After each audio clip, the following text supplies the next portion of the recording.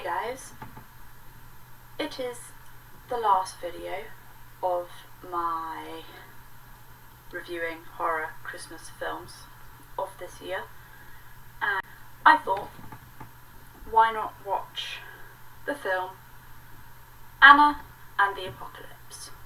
This video will contain spoilers.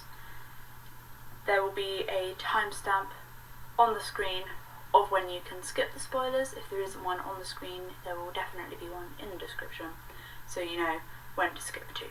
Film starts off with three people in a car. So you have Anna, John, and Anna's dad, whose name I can't remember. Half of these people I can remember the name of, half of them I can't, and only some of them I managed to write down the names of. And you hear on the radio that there is a flu strain that seems to be like affecting people in weird ways and things like that, but they're trying to resolve it and it's worldwide and things like that. It then comes out that Anna doesn't want to go to uni and she wants to travel the world, and she'll do uni when she gets back, which means that her dad and her have a big argument whilst Anna goes to school. You also find out within their conversation that Anna's mum is dead. I don't think you ever find out why, but you just know that she's dead, and it's just Anna and her dad. This is when you then meet four other main characters. You meet Steph, who is this just random other student who kind of knows the main characters, but doesn't fully know the main characters. You then meet Lisa, who is Anna's female best friend, and Lisa's boyfriend, who I can't remember his name. Nope, that's not his name. I can't remember his name. And you also meet Anna's ex, who I literally can't remember the name. I have got him written down in my notes as douche. Because he's not meant to be a nice guy. So meet the headmaster, and a couple of things happen, and I'm pretty sure Anna ends up accidentally walking into a zombie. But she doesn't realise it at the time. I think she accidentally butts him and is like, oh really sorry, turns around, and then as he turns around you see that he's typical zombie-like. There is then a Christmas play, which is a little bit on the more adult side of plays. Exhibit A. And the headmaster, who you know isn't a very nice man, he comes off as being not a very nice man throughout the whole thing. He hears knocking outside when he's going to go yell at Lisa, who's the one singing the song. This is also when you then meet Lisa's boyfriend's gran, who's at the school and supporting Lisa. Lisa's boyfriend isn't there because Lisa's boyfriend agreed to help Steph to make a short film about humanity, I believe, and they're just recording various things. I thought this scene was fantastic. So Anna wakes up and starts singing, because the whole film is a musical. And Anna gets up and she starts singing, and she walks outside. I can't remember what the song is called, but it's like a really upbeat, cheerful song, and she's walking and she's strolling along, and in the background there are people being eaten by zombies.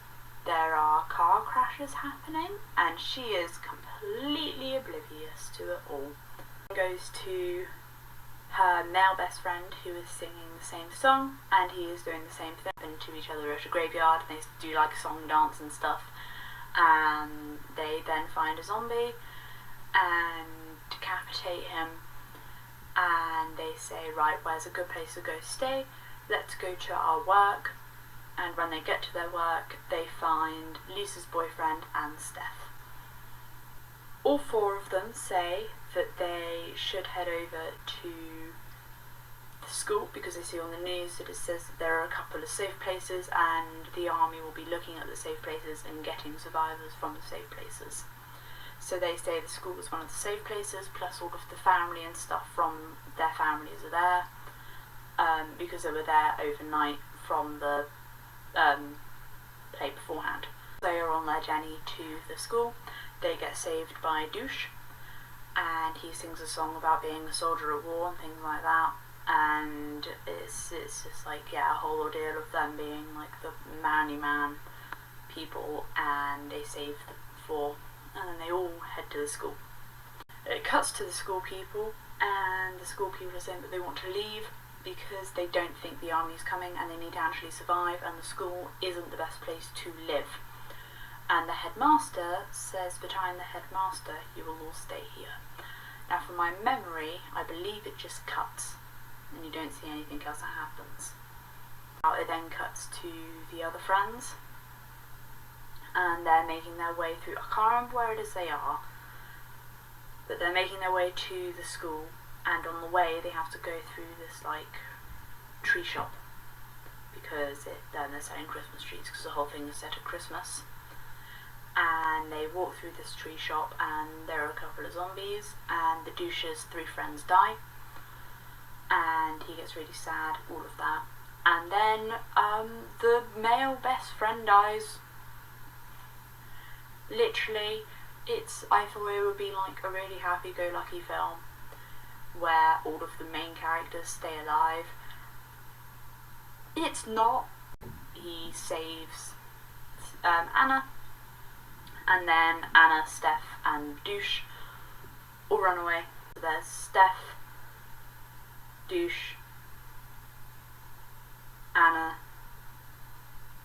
Lisa, Lisa's BF. They all get to the school, and Steph, Lisa and Lisa's BF say that they're going to go and get the car keys to Steph's car, which the headmaster took from her as she entered the school, so they're going to go get them. And then Douche, I really need to stop calling him Douche, Anna and Anna's ex will go and find the dad.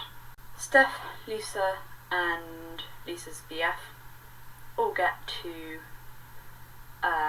where the keys are, and basically Steph manages to get through, grabs the keys, and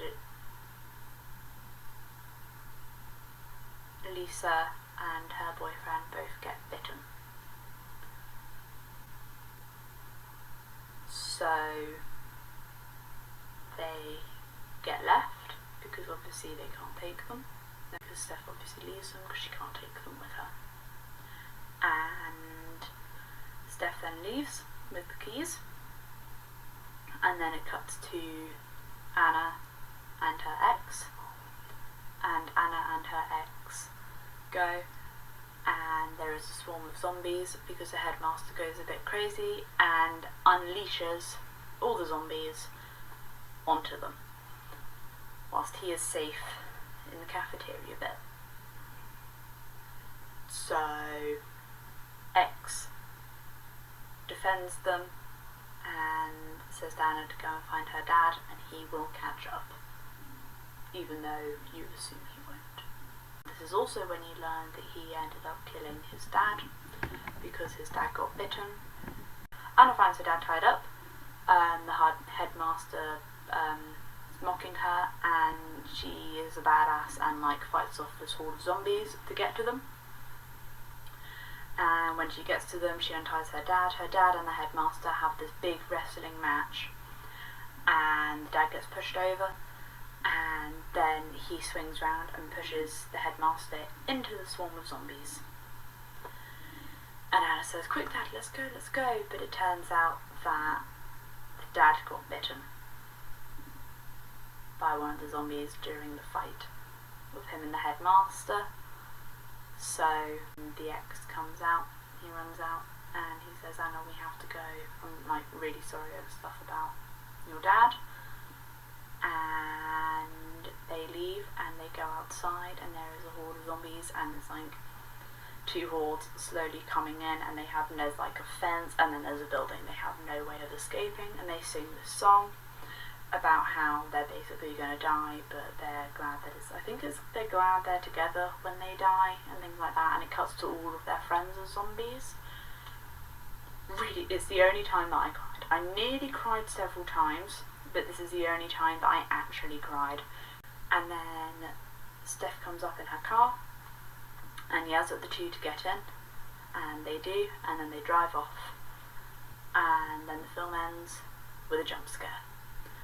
Anna and the Apocalypse is a 2017 film with a runtime of 1 hour and 33 minutes, and it is a 15.